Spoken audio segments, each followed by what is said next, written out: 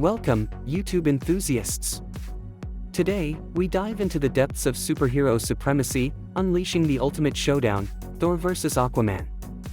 As we embark on this thrilling journey, we'll explore the strengths, abilities, and strategic prowess of these formidable characters, aiming to answer the age-old question: if these titans clashed in a real-life battle, who would emerge victorious? Join me as we unravel the epic tale of power, thunder, and oceanic might in this electrifying face-off between Thor and Aquaman. First, let's look at their backgrounds and personalities. Thor is the son of Odin, the ruler of the Nine Realms, and the heir to the throne of Asgard.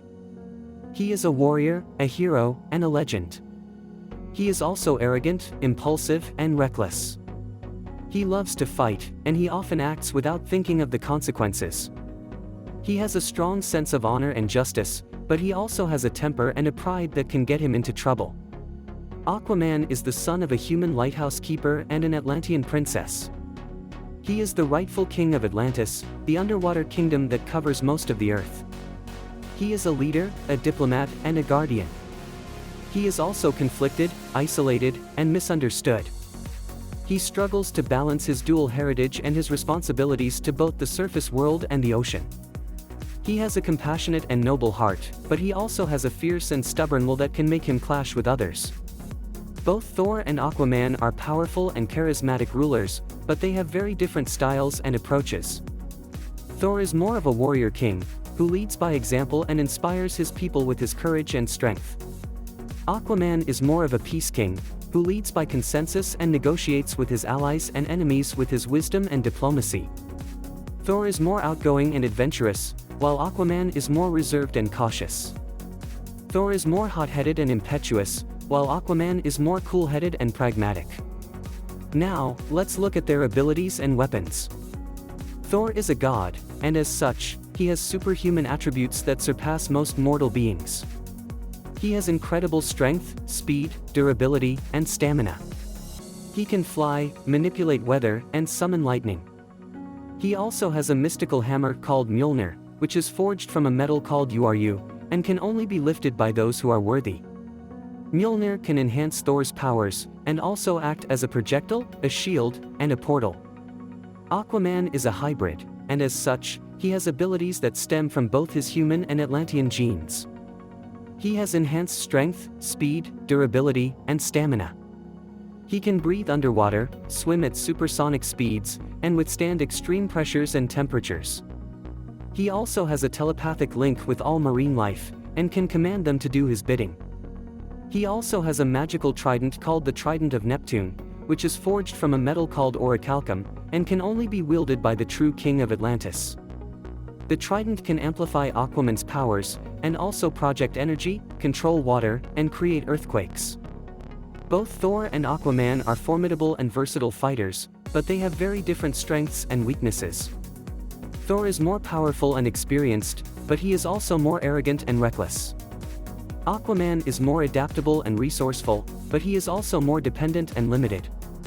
Thor is more effective in the air and on land, while Aquaman is more dominant in the water and under the sea. So, who would win in a real fight? Well, it depends on a lot of factors, such as the location, the motivation, and the preparation.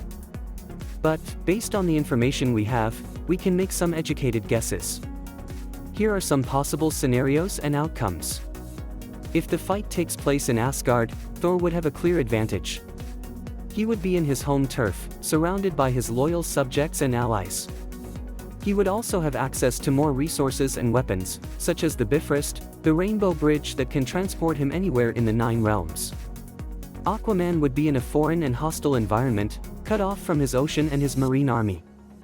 He would also have to face not only Thor, but also his powerful family and friends, such as Odin, Loki, Heimdall, and the Warriors 3.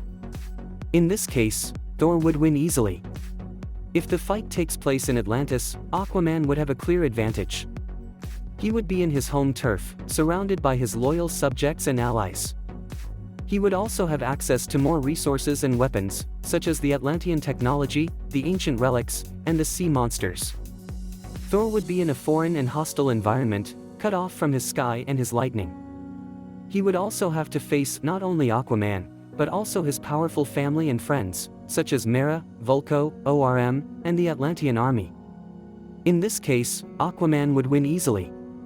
If the fight takes place on Earth, it would be a more balanced and fair fight. Both Thor and Aquaman would have some advantages and disadvantages, depending on the specific location and situation. For example, if the fight takes place in a coastal city, Aquaman would have the benefit of being close to the ocean and his marine allies, while Thor would have the drawback of being in a crowded and chaotic place. On the other hand, if the fight takes place in a mountainous region, Thor would have the benefit of being close to the sky and his lightning, while Aquaman would have the drawback of being far from the ocean and his marine allies. In this case, the fight would be more unpredictable and exciting. Of course, these are just hypothetical scenarios, and there are many other factors that could influence the outcome of the fight, such as their personalities, their strategies, their morals, and their luck. But, based on our analysis, we can conclude that Thor and Aquaman are both very powerful and worthy kings, and that they would put up a great fight against each other.